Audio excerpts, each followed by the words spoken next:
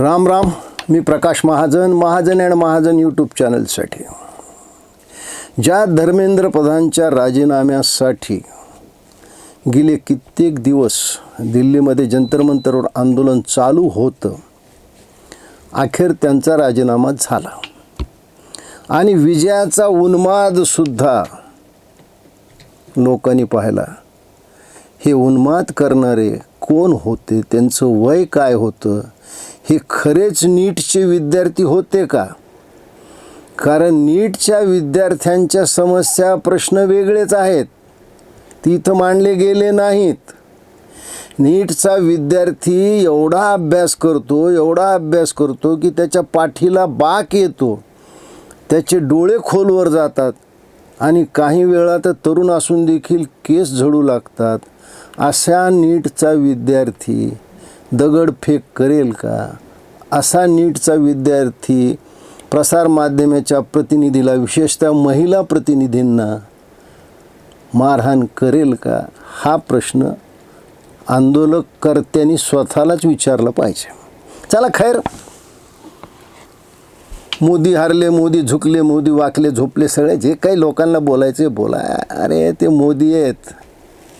एक त्यांनी स्वतःचा व्हिडिओ तयार केला ना, असा फेकून दिला. 30 कोटीच्या वर लोकांनी 24 तासात पाहिला. काय राहिलं तुमचं जैनजी? पण बघा, एक नेतृत्व मोदीनं उभा केलं हे कोणाच्या लक्षात येत नाही. अभिजित दिपकेसारखा एक नेता मोदीनं उभा केला आणि हा कुणाच्या उरावर उभा केला आहे, जे याच्या आधारावर आपलं राजकीय भवितव्य सुधरू पाहतायत. एक राजीनामा झाला आहे हो. ते असं झालं, उंदराला मिळाली हळदीची गाठ, त्यानं टाकलं किराणा दुकान, तशातला प्रकार झाला. आता याचा महाराष्ट्राच्या राजकारणावर काय परिणाम झाला असेल बघा. जे स्वतःला महाराष्ट्राचे करते धरते समजत होते की आमच्याशिवाय महाराष्ट्राची कल्पनाच कोणी करू नये, आम्हीच म्हणजे महाराष्ट्र, मराठी माणूस म्हणजे आम्हीच, असे म्हणणारे आमचे उद्धव ठाकरे 2 दिवसापूर्वी पत्रकार परिषद घेतली. त्यावेळेस ते म्हणू लागले की मी अभिजित दिपकेशी संपर्क साधतोय, पुढे काय करायचं ते ठरवू. आणि संपर्क होत नाही तितक्यात आदूबाळ म्हणले तिथं जामर बसवले. पुढच्या आंदोलनाची दिशा मी अभिजितला सांगणार आहे, कारण त्याच्याबरोबर मी फोन करण्याचा प्रयत्न करतोय. कदाचित तिथलं नेटवर्क जाम झालं असू शकेल, तिथे जामर लावले. त्याच्यानंतर त्यांच्याशी बोलून अभिजित आणि त्याचे सहकारी काय ठरवतील त्याच्याप्रमाणे सगळेजण पुढे जातील. अरे अरे, काय दिवस आले हो तुमच्यावर. आता अभिजित दिपकेच्या आधारानं आपली नौका तुम्ही आता किनाऱ्यावर आणणार. आपली गेलेली राजकीय प्रतिष्ठा ही पुन्हा मिळवण्याचा प्रयत्न करायचा आणि यांनी तिरंगा लढाई काढली.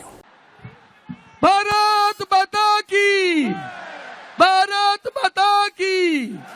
वंदे मातरम गाणं लावा. वंदे मातरम गाणं.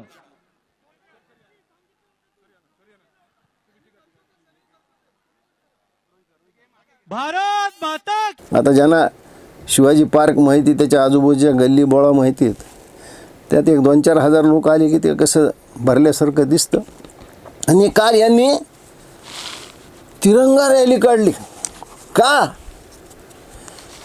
तर आता अभिजित दिपकेच्या आधाराने आपल्याला काही राजकीय फायदा होतो का?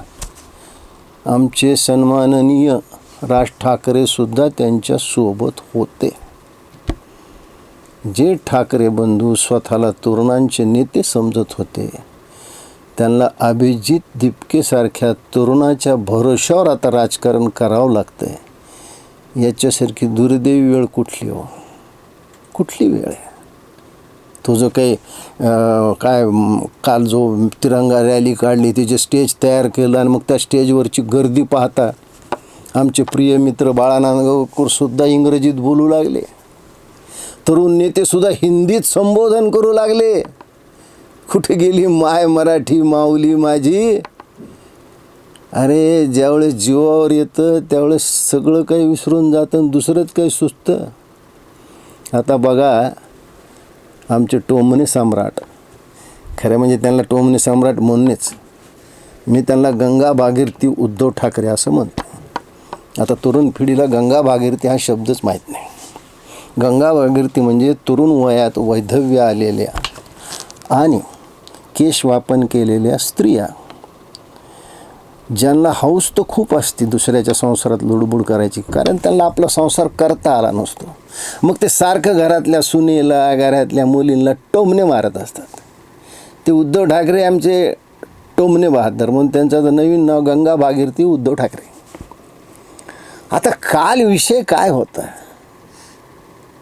विषय कॉक्रोच जनता पार्टीचा, म्हणजे एखाद्याची किती स्तुती करावी. मी स्वर्गवासी बाळासाहेबांचे शब्द वापरत नाही, एखाद्याची किती चाटावी, का तो अधिकार माझा नाही आहे. पण एखाद्याची स्तुती किती करावी. उद्धव ठाकरे म्हणले की झुरळ हा विष्णूचा अवतार आहे. की एका झुरळाने हुकुमशहाला नमवलेलं आहे. हा खरा विष्णूचा अवतार आहे. हा खरा विष्णूचा अवतार आहे. बऱ्याच लोकांनी ऐकलं ते. जवळच बाळासाहेबाची समाधी होती. असा काही चमत्कार झाला असता तर बाळासाहेब समाधीच्या बाहेर येऊन यांच्या टाळक्यात काठी घातली असती. अरे किती उद्धव ठाकरे, आपण त्या आंदोलनाला स्टेजवर गेलात, दुसऱ्या दिवशी जातो म्हणलं, आदल्या दिवशीच गेलात, तर स्टेजवर काय होतं? खरेच तिथं नीटचे विद्यार्थी होते, 35, 36, 40 वर्षाचे सगळे बापे. तिथं प्रभू रामचंद्राच्या विरुद्ध घोषणा दिल्या गेल्या, तिथं ब्राह्मणाला शिव्या दिल्या गेल्या, तिथं अल्लाचं गुणगान गायलं गेलं, तिथं काश्मीर हा भारताचा भागच नाही असं म्हणणारी अरुंधती रॉय तिथं आली, तिथं नक्षलवादी आली, तिथं डफली गँग आली, आणि तिथं जाऊन तुम्ही स्वतःचा राजकीय स्वार्थ साधत होतात. मला सांगा उद्धव ठाकरे, तुम्ही मुख्यमंत्री असताना MPSCचे किती वेळा पेपर फुटले? एक ती काय TETची परीक्षा खुद्द मुख्यमंत्री देवेंद्र फडणवीसनं सांगितलं. याच्यावर तुम्ही कधी बोललात? आत्ताच तुम्हाला विद्यार्थ्याची आठवण झाली. विद्यार्थ्यांची आठवण होणं हे चांगलं आहे. विद्यार्थी शक्तीचा हा विजय आहे. धर्मेंद्र प्रधानचा राजीनामा याच पूर्वी व्हायला पाहिजे होता, या मताचा मी सुद्धा आहे.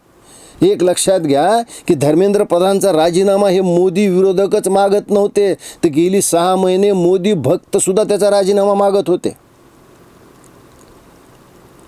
पण उद्धव ठाकरे, तुम्ही काल काय बोलावलं? काय तिरंगा लॅडी काढली? देशाच्या तिरंगा ध्वजाचा आणि याचा काय संबंध आहे? मग तुमच्या काळात जी पेपर फुटी झाली, तुमच्या काळात जे पुन्हा पुन्हा परीक्षा झाल्या, याच्या पापाचं प्रायश्चित्त तुम्ही कधी घेणार? काल तिथं एक गोष्ट चांगली झाली की ज्या दुर्दैवी विद्यार्थ्यांनी आत्महत्या केली त्या सर्व 21 विद्यार्थ्यांना श्रद्धांजली वाहण्यात आली. अख्खा देश त्यांच्या परिवाराच्या सोबत आहे. शासनाने परवाच जाहीर केले की आम्ही त्यांना जास्तीत जास्त मदत देऊ. पण उद्धव ठाकरे, तुमच्या डोळ्यात कधी 2 अश्रू आले का हो? पालघरमध्ये जे 2 वृद्ध साधू यांना ठेचून ठेचून मारलं, त्या साधूंच्या डोळ्यातली करुणा, भीती, कुणीतरी आपल्याला वाचवेल असा आशावाद कधी तुम्हाला दिसला नाही का हो? कधी केतकी चितळेला जेलमध्ये टाकले कधी दिसलं नाही? पत्रकार राहुल कुलकर्णीला अटक केली ते दिसलं नाही? त्या माजी नौदल अधिकाऱ्याला मारलं त्यावेळेस तुम्हाला काही वाटलं नाही? खरमुशेला मारलं त्यावेळेस तुम्हाला काही वाटलं नाही? आणि तुम्ही विद्यार्थ्याच्या नावानं मगरीचे अश्रू ढाळताय. फक्त मोदी द्वेष, दुसरं काही नाही. आणि मोदी द्वेषात तुम्ही एवढे आंधळे झाले आहात की आज तुम्ही कुणाचंही नेतृत्व स्वीकारायला तयार झालात. कुणाचंही नेतृत्व स्वीकारायला तयार झालात. मला सांगा, अभिजित दिपकेसारखा तरुण नेता जरी या देशाला मिळाला असेल तर तुमच्याच मताचा वाटेकरी, तो काही हिंदुत्वाच्या मताचा वाटेकरी नाही आहे. पण दुर्दैवानं आज तुम्हाला हे लक्षात आलं, कर्तव्य शून्य आपले दोन्ही मुलं यांचं राजकीय भवितव्य घडवण्यासाठी तुम्ही तर स्वतः यात गेलात आणि राज ठाकरेंना सोबत नेलं. मला सांगा, कालच्या तिरंगा रॅलीमध्ये झेनजी म्हणणारे बोलले कोण? Gen old? कोण लोकांनी भाषणं केली?